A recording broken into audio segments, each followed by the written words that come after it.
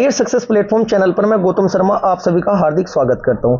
सी TET previous year question series extra fact व detail के साथ सीरीज को आगे बढ़ाते हुए आज की क्लास में हम कवर करेंगे 21 दिसंबर 2021 में पूछे गए पेपर सेकंड के एसएसटी के प्रीवियस ईयर क्वेश्चनों को एक्स्ट्रा फैक्ट व डिटेल के साथ 30 क्वेश्चन के साथ में लगभग आपको 5 से 6 टॉपिक कंप्लीट कवर कराऊंगा। सबसे पहले हम कवर करेंगे भारतीय संविधान में जो अनुसूची है, एक लाइन में आपको लिखूंगा अनुसूची की कंप्लीट 12 अनुसूची आपके हमेशा के लिए याद हो जाएगी। इसके बाद हम कवर करने वाले क्वेश्चन नंबर 2 के अकॉर्डिंग प्रमुख 30 पुस्तकों को जो एग्जाम में बार बार रिपीट होती है। इसके बाद हम कवर करेंगे अक्षांश देशांतरे का, किसी देश का टाइम जोन यदि आपको पता है वहां का टाइम निकालना मैं आपको सिखा दूंगा, कितने डिग्री अक्षांश पर होगा, कितने डिग्री देशांतर पर होगा। इसके बाद हम प्रमुख जो मरुस्थल होते हैं एक क्वेश्चन के साथ कंप्लीट टॉपिक कवर करेंगे। ऐसा करना बच्चों इसलिए जरूरी है क्योंकि सी टेट का ना एग्जाम सेकंड का पैटर्न बहुत ज्यादा टफ हो चुका है। एग्जाम में कथन निष्कर्ष के क्वेश्चन मैक्सिमम आते हैं जिनके गलत होने के चांस ज्यादा होते हैं। ये जो आपके 60 क्वेश्चन पूछे जाते हैं एसएसटी के पेपर सेकंड में, इसको मैं आपको 2 पार्ट में कवर करा रहा हूं। पार्ट फर्स्ट में क्वेश्चन नंबर 1 से 30 तक और पार्ट सेकंड में क्वेश्चन नंबर 31 से 60 तक। एक पार्ट में लगभग 5-6 टॉपिक में आपके कंप्लीट कवर करा रहा हूं। 2011 से लेकर अभी तक के सभी प्रीवियस ईयर क्वेश्चन इस सीरीज के अंतर्गत आप कवर करने वाले हो। ऐसे करके एक पेपर में 5 से 6 टॉपिक कवर करके कंप्लीट आपका सिलेबस प्रीवियस ईयर के साथ साथ ही कंप्लीट हो जाएगा। क्लास स्टार्ट करते हैं। क्वेश्चन नंबर फर्स्ट, संविधान की समवर्ती सूची उपलब्ध कराई गई है। अब सबसे पहले मैं आपको बता देता हूं एक लाइन में भारतीय जो संविधान है उसमें 12 अनुसूचियों को कैसे याद करोगे। एक छोटी लाइन याद रखनी है आपको, फिर आपको मैं बता देता हूं कहां पर क्या लिखोगे और कैसे याद करोगे। सर राजभवन पे पद की शपथ। यदि आपने ये लाइन याद कर ली ना 12 की 12 अनुसूची आपके माइंड में सेट हो जाएगी। पद की शपथ से आज यहां तक 5 अनुसूची लिख चुका हूं बच्चों में कि 5 स्टार्टिंग की 5 अनुसूची में क्या क्या दिया गया है। फर्स्ट लाइन में 5 अनुसूची कंप्लीट हो चुकी है आपकी। इसके बाद आज तारा TARA, तारा मामी MAMI, छठी अनुसूची। तारा मामी और सरस्वती 7वीं अनुसूची लिख चुका हूं। और सरस्वती के भाषण से, के भाषण 8 अनुसूची लिख चुका हूं। अभी मैं आपको बता दूंगा कैसे आपको याद करना है। भाषण से 9वीं अनुसूची। बदल 10वीं। गया पंचनगर 11वीं अनुसूची, पंचनगर। चलो अब देखते हैं सर कैसे याद करनी है, मैं आपको बताता हूं। सर राजभवन पे पद की शपथ लेने से आज तारा मामी व सरस्वती के भाषण से बदल गया पंचनगर। आपको इतना पता होगा वर्तमान में भारतीय संविधान में 12 अनुसूची है। प्रारंभ में 8 अनुसूची थी प्रारंभ में, ठीक है जी। जो हमारी भारतीय संविधान की प्रथम अनुसूची है, स से बनता है संघ शासित क्षेत्र, र से बनता है राज्य। भारत में 28 राज्य 8 केंद्र शासित प्रदेशों का उल्लेख है। यह हमारी अनुसूची नंबर 1 में है। सर से संघ शासित, स से संघ शासित, र से राज्य। क्लियर है जी। अनुसूची नंबर 2 में क्या वर्णन है बच्चों। पे से बनता है आपका पेंशन, पे से पेंशन, भ से भत्ते, वन से वेतन। जितने भी पदाधिकारी है हमारे संविधान में, हमारे भारतीय राज्य व्यवस्था में जितने पदाधिकारी, राष्ट्रपति जी, राज्यपाल, उच्च न्यायालय के न्यायाधीश, नियंत्रण महालेखा परीक्षक, लोकसभा अध्यक्ष, इनके सभी के भत्ते, भत्ते भत्ते, वैसे वेतन, पैसे पेंशन के बारे में उल्लेख दूसरे नंबर की अनुसूची में वर्णित है। 2 अनुसूची याद हुई। 3rd नंबर की अनुसूची में पद की शपथ, पद की शपथ जितने पदाधिकारी होंगे 2 पदों को छोड़कर, राष्ट्रपति और उपराष्ट्रपति के पद को छोड़कर सभी जो अपने पद ग्रहण करते समय शपथ लेंगे भारतीय संविधान की अनुसूची नंबर 3 के अंतर्गत लेंगे पद की शपथ। से बोले राज्यसभा सीटों का वर्णन, से बनता है 4थे नंबर की अनुसूची में। आ से बनता है अनुसूचित जाति, जैसे बनता है जनजाति। 5वें नंबर की अनुसूची में भारतीय प्रशासन में क्या लिखा हुआ है बच्चों, पहले मैं शॉर्ट में करा रहा हूं, लॉन्ग में डिटेल के साथ फर्स्ट स्लाइड में आपको कवर करा दूंगा। पहले ट्रिक से याद करना जरूरी है। पहले नंबर की अनुसूची में संघ व राज्य क्षेत्र, दूसरी अनुसूची में भत्ते पेंशन वेतन, तीसरी अनुसूची में पद की शपथ, चौथी अनुसूची में सेहत सीटें, 5वीं अनुसूची में अनुसूचित जाति व जनजाति क्षेत्र के बारे में वर्णन है। 6ठी अनुसूची मोस्ट इंपोर्टेंट है, तारा मामी 4 राज्यों के प्रशासन के बारे में। 4 राज्यों के नाम पता होने चाहिए, डायरेक्ट एग्जाम में क्वेश्चन पूछा जाता है। TAR से त्रिपुरा, A से असम, MA से मेघालय, MI से मिजोरम। मणिपुर इसमें नहीं है। इन 4 राज्यों के शासन प्रशासन के बारे में 6ठे नंबर की अनुसूची में वर्णित है। सरस्वती, जो ये क्वेश्चन था हमारा सरस्वती से याद किया हुआ है मैं बच्चों, मैंने आपको भी ऐसे ही कराऊंगा। सरस्वती बोल लेता हूं। छ से संसूची, स से संसूची, र से राज्य सूची, आदि से है समवर्ती सूची। तीन प्रकार की अनुसूची जो सूचियां है हमारे संविधान में। 7वें नंबर की अनुसूची में वर्णन है। भाषण, 8वें नंबर की अनुसूची में भाषण से बनता है आपका भाषा। से बनता है, से बनता है क्या बच्चों, भूमि सुधार 9वें नंबर की अनुसूची में वर्णित है। बदल, दल बदल 10वें नंबर की अनुसूची में वर्णित है। पंचायत 11वें नंबर की अनुसूची में वर्णित है। नगर पालिका 12वें नंबर की अनुसूची में वर्णित है। ये लाइन याद रख लेना, 12 की 12 अनुसूची आपको याद हो जाएगी। स्क्रीनशॉट ले लीजिएगा, एक बार लिख कर देखना कौन सी अनुसूची में क्या वर्णन है, डिटेल के साथ लिखना, एकदम आपके माइंड में सेट हो जाएगा। 4-5 बार लिख लेना, गारंटी में लेता हूं कभी क्वेश्चन गलत नहीं होने का। अब डिटेल से कवर करते हैं, मैं ट्रिक आपको लिखवा चुका हूं। भारतीय संविधान में 12 अनुसूची। प्रथम अनुसूची में बच्चों भारत संघ के 28 राज्य 8 केंद्र शासित प्रदेशों के बारे में वर्णन है। दूसरी अनुसूची में वेतन, भत्ते, पेंशन, बड़े पदाधिकारियों से संबंधित जानकारी के बारे में वर्णन है। तीसरी अनुसूची में विभिन्न पद अधिकारियों की शपथ के बारे में वर्णन है। चौथी अनुसूची में बच्चों राज्यसभा की सीटों के बारे में वर्णन है। 5वीं अनुसूची में आज से क्या बनता है, अनुसूचित जाति व जनजाति क्षेत्र के बारे में वर्णन है। 6ठी अनुसूची में 6वीं में तारा मामी में लिखा था TARA, तारा MAMI, त्रिपुरा, असम, मेघालय, मिजोरम जो राज्य हैं ये 4, इनके बारे में वर्णन है। 7वीं अनुसूची सरस्वती से लिखा था संघ शासित। 7वीं अनुसूची में केंद्र और राज्य के बीच शक्तियों का बंटवारा, सूची का वर्णन, मतलब 3 प्रकार की सूची, संघ सूची, राज्य सूची और समवर्ती सूची के बारे में वर्णन है।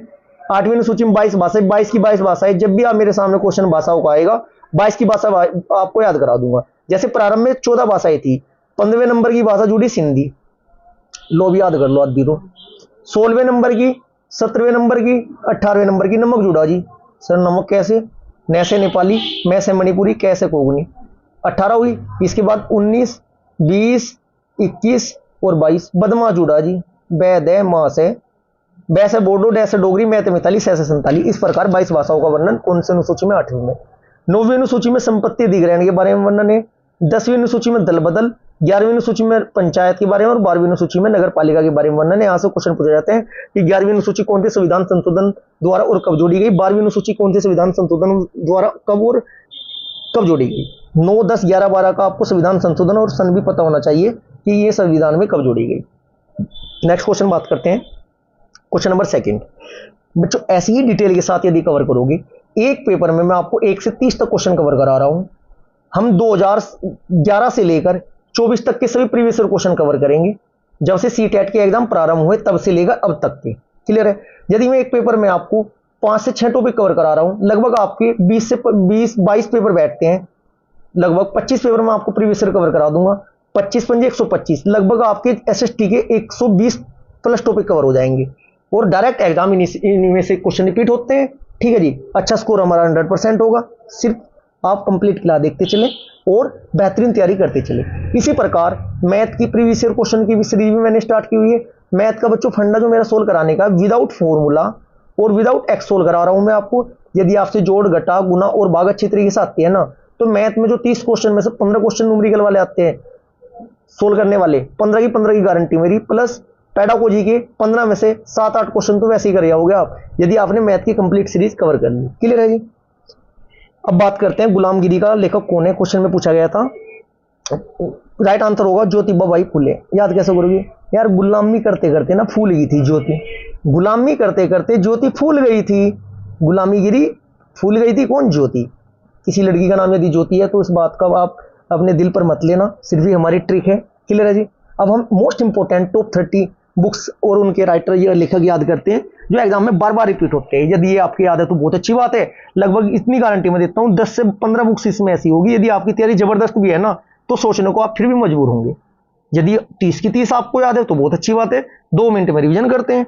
सबसे पहले आपको पता होना चाहिए रामायण, रामायण की रचयिता वाल्मीकि। नंबर 2 महाभारत, वेद व्यास। महाभारत पर्व कितने हैं, ठीक है जी, कांड कितने हैं, ये भी आपका क्वेश्चन एग्जाम में पूछा जाता है। रामायण में कितने कांड है, महाभारत में कितने पर्व है, कमेंट बॉक्स में एक प्यारा सा मैसेज जरूर करिएगा। रामायण की रचयिता या लेखक वाल्मीकि जी, महाभारत के वेद व्यास जी, अष्टाध्यायी के पाणिनि। इसके बाद सतत सहस्रिका सूत्र या रस रत्नकर के नागार्जुन, अर्थशास्त्र मोस्ट इंपोर्टेंट कौटिल्य, कौटिल्य के 3 नाम थे, चंद्रगुप्त मौर्य के गुरुजी का नाम था कौटिल्य, कौटिल्य, विष्णुगुप्त या चाणक्य, कुछ भी नाम हो, बात एक ही है। 6 नंबर की है इंडिका, मेगास्थनीज इंडिका के लेखक है। पंचतंत्र के लेखक विष्णु शर्मा जी है। महाभाष्य के लेखक पतंजलि है। नाट्य शास्त्र के लेखक भरत है। कामसूत्र और नारद स्मृति के लेखक आपके वात्सायन जी है। क्लियर है इतनी बात आपको। चरक संहिता के चरक है। सुसूत्र संहिता के सुसूत जी है। हितोपदेश मोस्ट इंपोर्टेंट है, नारायण भट्ट है। यदि आप एग्जाम की तैयारी बेहतर कर रहे हैं तो आपको पता होगा जो आपके सामने 30 पुस्तकों के ग्रंथों के नाम लिखे हुए हैं ना, सॉलिड है बिल्कुल। इन सब बार क्वेश्चन जाना एग्जाम में मुश्किल है, किसी भी एग्जाम में बैठ लेना। मुद्राक्षस और देवी चंद्रगुप्तम के लेखक है विशाखदत्त।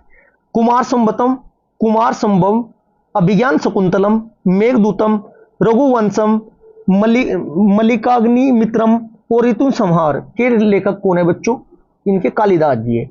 इनमें कुछ काव्य है, कुछ महाकाव्य है, ये मैं आपको बाद में बताऊंगा कौन से काव्य है और कौन से महाकाव्य है। क्वेश्चन नंबर जो आपका 16वें नंबर पे है, मर्चकटिगम शूद्रक।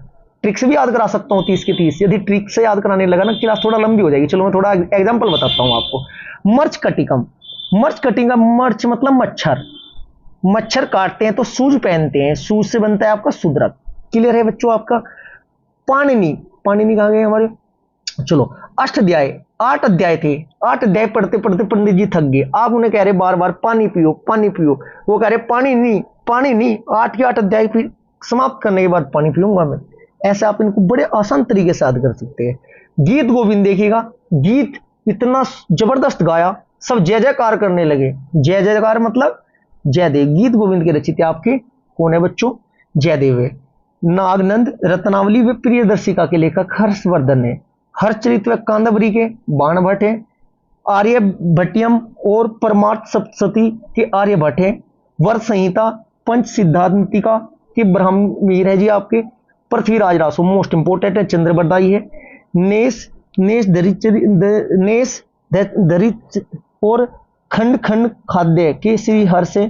ठीक है जी। तिलक मंजरी यश तिलक के धनपाल जी है। सूर्य सिद्धांत लीलावती के आपके कौन है बच्चों? भास्कराचार्य।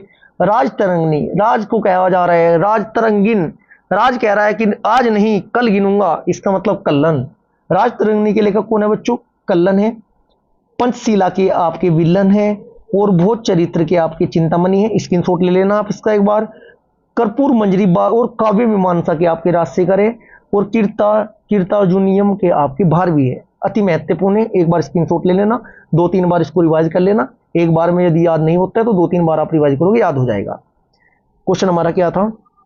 गुलामगिरी में आंसर बता चुका हूं। नेक्स्ट क्वेश्चन नंबर 3, ग्लोब पर सबसे लंबी अक्षांश रेखा कौन सी है? क्वेश्चन नंबर 3 का आपका राइट आंसर हो जाएगा ऑप्शन नंबर फर्स्ट विषुवत रेखा। विषुवत रेखा कौन सी होती है ये भी तो आपको बताना जरूरी है ना। चलो मैं आपको बता देता हूं। विषुवत रेखा सबसे लंबी जो होती है, इसी का नाम दूसरा क्या कहा गया है? इसे भूमध्य रेखा। क्या कहा गया है? भूमध्य रेखा। जिसका अक्षांश शून्य है, जबकि ध्रुवों पर अक्षांश कितना होते हैं? 90 डिग्री होता है, उत्तर में और दक्षिण में 90 होता है, दक्षिण में -90 भी कह सकते हो। ठीक है जी। वो एक बिंदु पर आकर सुकड़ जाती है। देखिएगा कौन सी रेखा होती है? ये है वो आपकी रेखा, विषुवत रेखा, भूमध्य रेखा वाली। ध्रुवों पर 90 डिग्री की बात यहां पर हो रही थी उत्तरी में, और 90 डिग्री की बात दक्षिण में यहां पर हो रही थी। अक्षांश और देशांतर रेखा 2 प्रकार की काल्पनिक रेखाएं होती है। भूमध्य रेखा के समांतर खींची गई काल्पनिक रेखा को अक्षांश कहते हैं, और देशांतर रेखा जो उत्तरी ध्रुव व दक्षिण ध्रुव को मिलाती है, इसको कहते हैं बच्चों, इसको कहते हैं देशांतर रेखा। क्लियर है जी। क्वेश्चन नंबर 4, आज तक इस क्वेश्चन का आपने रट्टा फिशन किया होगा, आज मैं इसको आपको अच्छे से कवर कराऊंगा, बताऊंगा 5.5 घंटे का अंतर कैसे होता है। यदि भारत में शाम के 6:30 बजे होंगे तो लंदन में तब क्या समय होगा? क्वेश्चन नंबर 4 का आपका राइट आंसर हो जाएगा, राइट आंसर ऑप्शन नंबर 3, दोपहर के 12:30। सर जी 12:30 तो हो गए, दोपहर के क्या हो जाएगा बच्चों टाइम? दोपहर के 12:30 होंगे। इसका मतलब क्या हुआ? 6:30 की बात कर रहे हैं ना बच्चों ये। चलो 6:30 होंगे और 12:30 होंगे, अंतर कैसे आया भाई ये आपका? चलो मैं आपको बता देता हूँ, कंप्लीट टॉपिक कवर कराऊंगा मैं आपको ये। क्योंकि पता होना जरूरी है, किसी भी देश का निकाल सकते हो।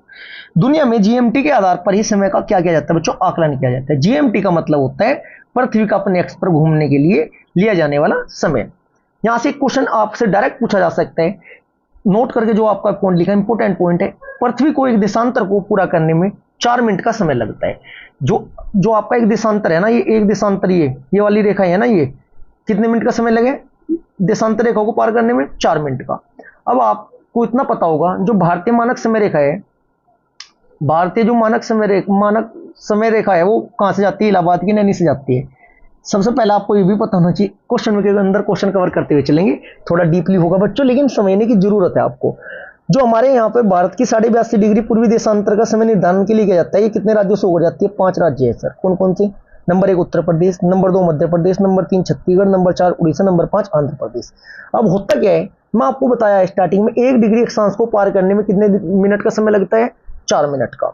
यहाँ पर 82.5 डिग्री है हमारा टाइम जोन, 82.5 गुना 4 में की कितना हुआ, 350।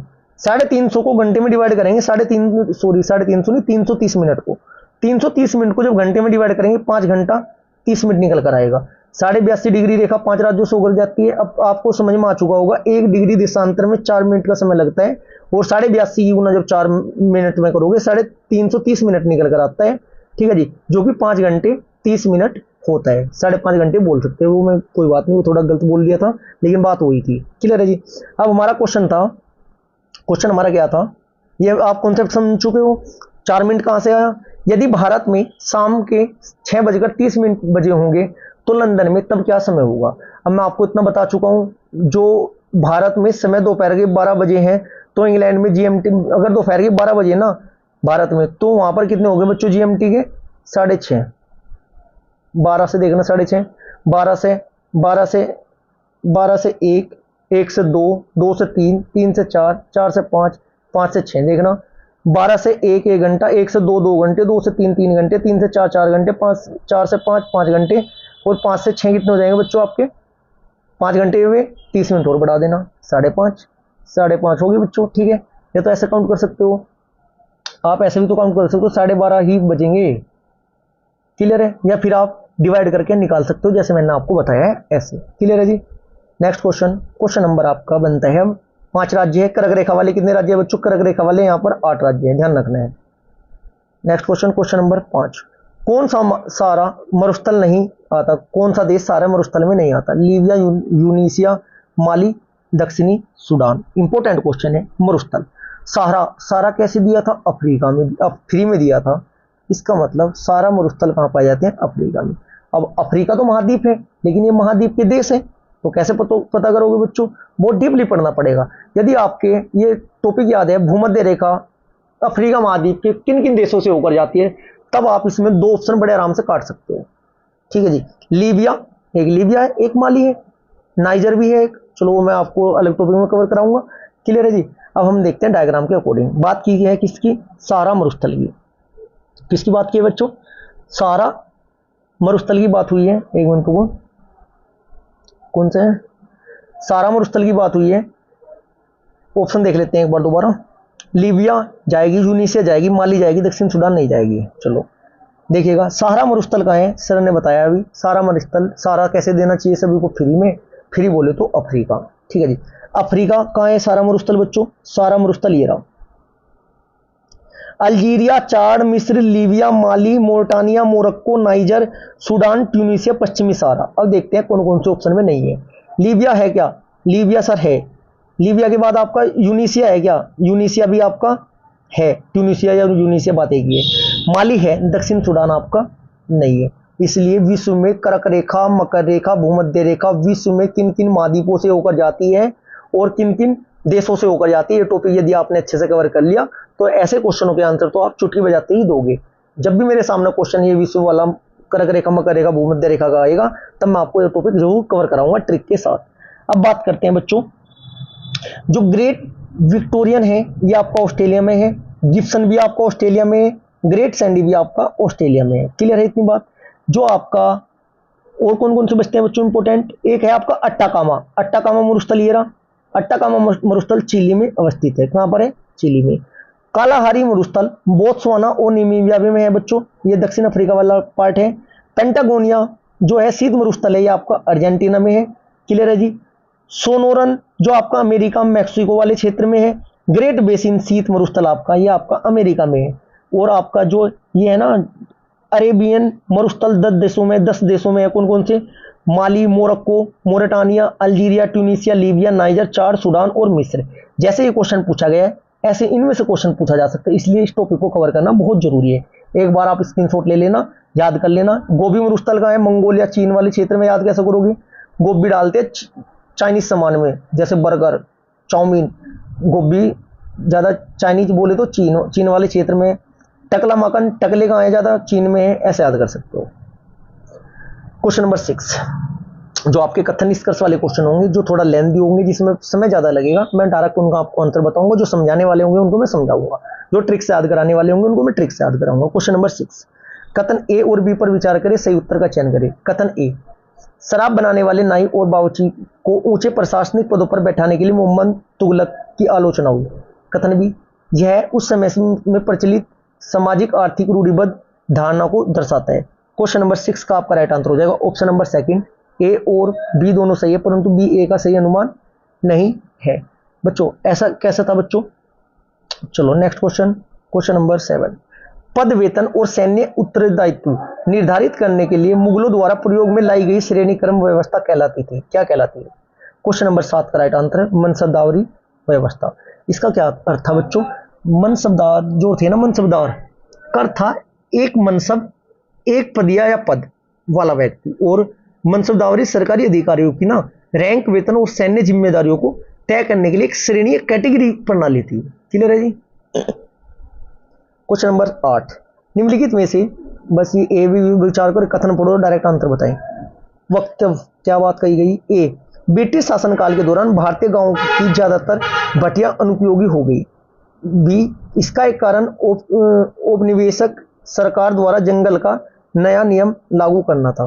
क्वेश्चन नंबर 8 का आपका राइट आंसर होगा ऑप्शन नंबर 2, ए और बी दोनों सही है, बी सही व्याख्या है ए की। Next question, question number 9, Mahatma Gandhi ने शिक्षा में कारीगरी सीखने पर जोर दिया क्योंकि यह बच्चों को पूरी तरह से स्वतंत्र बनाएगा, यह बच्चों को काबिल बनाएगा जिससे वे आजीविका कमाने में माता पिता की मदद करें, वह दिमाग को समझने की क्षमता को विकसित करेगा, यह गरिमा और आत्मसम्मान को वृद्धि की ओर ले जाएगा। क्वेश्चन नंबर 9 का आपका राइट आंसर होगा ऑप्शन नंबर 4, सी और डी आपके दो सही है। क्वेश्चन नंबर 10, ज्येष्ठाधिकार का क्या अर्थ है? इसका राइट आंसर होगा ज्येष्ठ पुत्र अपने पिता के राज्य का उत्तराधिकारी होता है। राइट आंसर ऑप्शन नंबर ए। क्वेश्चन नंबर 11, पेरियार का गैर ब्राह्मण आंदोलन खालिस्तान विचारधारा पर आधारित था। क्वेश्चन नंबर 11 का आपका राइट आंसर हो जाएगा किस पर आधारित था ये बताना है बच्चों आपको। क्वेश्चन नंबर 11 का राइट आंसर हो जाएगा ऑप्शन नंबर 3, सामाजिक असमानताओं के विरोध के तौर पर ग्रंथों अभिलेखों में से जो कहा गया है उसके विपरीत करना। क्वेश्चन नंबर 12, 1209 में सोग्राम संगमा की बगावत इसलिए हुई क्योंकि जनजातीय समूह ने क्या कर दिया था। क्वेश्चन नंबर 12 का आपका राइट आंसर हो जाएगा ऑप्शन नंबर 3, असम में औपनिवेशिक वन कानून का विरोध किया। क्वेश्चन नंबर 13, औपनिवेशिक भारत में स्टील तथा लौह धातु क्रम में गिरावट पर चर्चा करने के लिए आप निम्न में से कौन सा कारण देंगे। क्वेश्चन नंबर 13 का आपका राइट आंसर हो जाएगा बच्चों ऑप्शन नंबर 3, ए और बी आपके दोनों सही है। अंग्रेजों द्वारा नवाबों और राजाओं को हराने के परिणाम स्वरूप इंग्लैंड से आयात होने लगा था। नए वन कानून के लोगों पर आरक्षित वनों में जाकर लकड़ी इकट्ठा करने पर पाबंदी लगा दी थी। क्वेश्चन नंबर 14, ईस्ट इंडिया द्वारा कब्जे में लिए गए प्रांतों का निम्नलिखित में से कौन सा क्रम सही है। क्वेश्चन नंबर 14 का आपका राइट आंसर हो जाएगा बच्चों, क्वेश्चन नंबर 14 का आपका राइट आंसर हो जाएगा, क्या हो जाएगा इनमें से कारण आपको बताने, मैं डेट लिख देता हूं डायरेक्ट। ऑप्शन नंबर 4 होगा विंध्य का दक्षिण, अफगान, सिंध और पंजाब। कैसे सर? ऐसे बताता हूं, देखिएगा। विंध्य दक्षिण का विलय कब हुआ? 1817-19 में। अफगानिस्तान का 1838 में, सिंध का 1843 में। हिस्ट्री की डेट आपको पता होना जरूरी है, 181849 में जब क्वेश्चन आएंगे हिस्ट्री की डेट वाली, जैसे कि मैं दिल्ली सल्तनत मुगल काल कवर कराते हुए आया हूं, ऐसे कंप्लीट कवर कराऊंगा। क्वेश्चन नंबर 15, स्तंभ फर्स्ट और सेकंड, आपको ये बताना विश्व की सबसे लंबी नदी कहाँ है, विश्व की सबसे बड़ी नदी कहाँ है, स्थायी मानव निवासी नहीं है, और द्वीप में महाद्वीप कौन सा है। मुझे पता है द्वीप में महाद्वीप एक आपका कौन सा है, ऑस्ट्रेलिया है। चौथे का थर्ड देख लो, वही आपका राइट आंसर होगा। ऐसे क्वेश्चनों को सोल्व करने का सबसे सुपर और डुपर हिट तरीका यही है। जो आपको पता हो पहले उसे काउंट करो। मुझे पता है द्वीपीय महाद्वीप आपका जो है वो ऑस्ट्रेलिया है। चौथे नंबर का थर्ड का ऑप्शन आएगा, चौथे मतलब डी जो है, थर्ड पे डी कौन से पे है, डी पे थर्ड यही है। क्वेश्चन नंबर 15 का आपका राइट आंसर क्या हो जाएगा बच्चों, डी का थर्ड, द्वीपीय महाद्वीप, यही आपका राइट आंसर हो जाएगा। क्लियर है जी। चलो एक बार मिला के देखते हैं, कभी गलत नहीं हो। कंप्लीट पता है जब हमें। अफ्रीका, विश्व की सबसे लंबी नदी नील नदी अफ्रीका में है। विश्व की सबसे लंबी नदी नील नदी कहाँ है बच्चों, विश्व की सबसे लंबी नदी नील नदी अफ्रीका में। इसके बाद अटलांटिका में कोई स्थायी मानव बस्ती नहीं है। अटलांटिका में कोई स्थायी मानव बस्ती नहीं है। दो का थर्ड, फिर गलत किया क्या हमने, चलो देखते हैं एक बार। दो का थर्ड हुआ। इसके बाद ऑस्ट्रेलिया महाद्वीप एक द्वीपीय महाद्वीप है, बिल्कुल ठीक है। दक्षिण अमेरिका में क्या है, विश्व की सबसे बड़ी नदी है जिसका नाम अमेजन नदी है क्षेत्रफल के अनुसार। अब ए का तो फर्स्ट है, ए का फर्स्ट है यहाँ पर, फिर बी का थर्ड है, बी का थर्ड, ए का फर्स्ट बी का थर्ड, ए का फर्स्ट बी का थर्ड, सी का फिर फोर, सी का फिर फोर, ठीक है, डी का फोर, डी का फिर है सेकंड, डी का फोर, ये फर्स्ट आंसर होगा। डी के अकॉर्डिंग नहीं, ए वन बी थर्ड के अकॉर्डिंग चलना था। राइट आंसर ऑप्शन नंबर ए। जल्दबाजी में आप भी गलत मत कर देना बच्चों, और कॉन्फिडेंस में आगे। क्वेश्चन नंबर 16, भारत में किस तिथियों पर विश्व होता है। क्वेश्चन नंबर आपका 16 का राइट आंसर है ऑप्शन नंबर 4, 21 मार्च और 23 दिसंबर। क्यों होता है ये तो पता होना चाहिए ना। 21 मार्च और 23 दिसंबर को ना सूर्य की सीधी किरणें भूमध्य रेखा पर पड़ती है, इसलिए ऐसा होता है। क्वेश्चन नंबर 17, डायरेक्ट आंसर बताऊंगा। क्वेश्चन नंबर 17 का आपका बच्चों राइट आंसर हो जाएगा option number second. Next question एक बार मिलान कर लेना।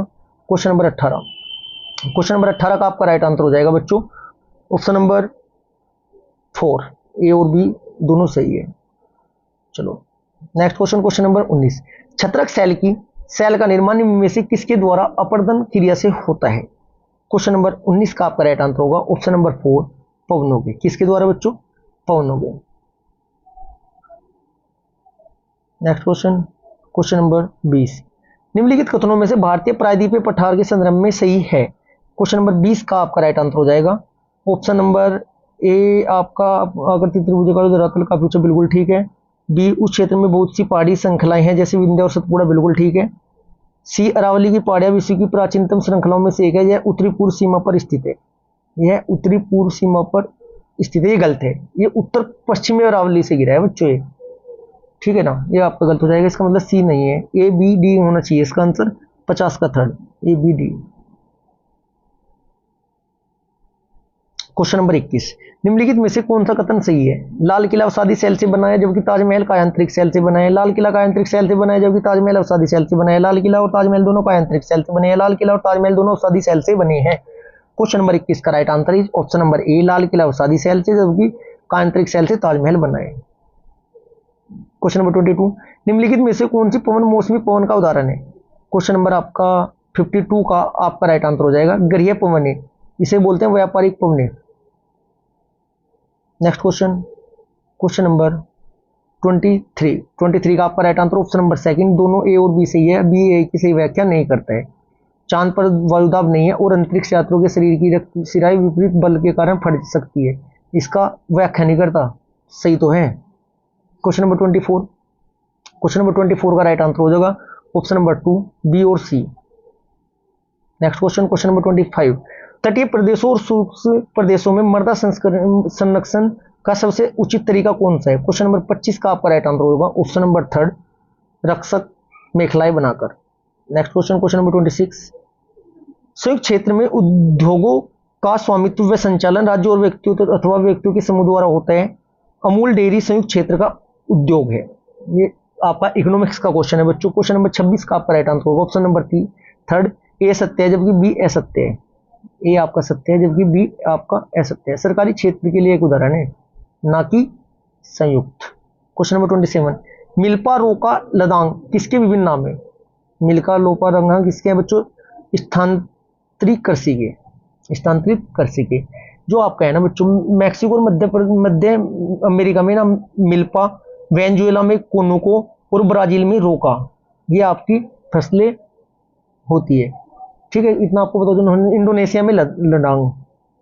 क्वेश्चन नंबर 28, चखे साग समुदाय जो सीढ़ीनुमा खेती करते हैं वे निम्नलिखित में से कौन से राज्य से संबंधित है? Right answer option number B हो जाएगा, नागालैंड। क्वेश्चन नंबर 29, कक्षा में बच्चे ने एक विशेष बच्चे के साथ खाना बांटने से यह सोचकर इनकार किया कि वह बच्ची गरीब और गंदा है। वह है क्या है? क्वेश्चन नंबर 29 का राइट आंसर भेदभाव होगा जी वो। क्वेश्चन नंबर 30, सरकार के विभिन्न अंगों जैसे विधायिका, कार्यपालिका और न्यायपालिका के बीच शक्ति के वितरण को कहा जाता है, क्या कहा जाते हैं? क्वेश्चन नंबर 30 का आपका राइट आंसर होगा ऑप्शन नंबर 1, शक्ति का क्षेत्रीय वितरण। आज की क्लास हमारी यहाँ पर समाप्त होती है। यदि क्लास आपको अच्छी लगी, वीडियो को लाइक करें, शेयर करें। यदि चैनल को आपने अभी तक सब्सक्राइब नहीं किया है तो प्लीज चैनल सब्सक्राइब जरूर करें। Thank you.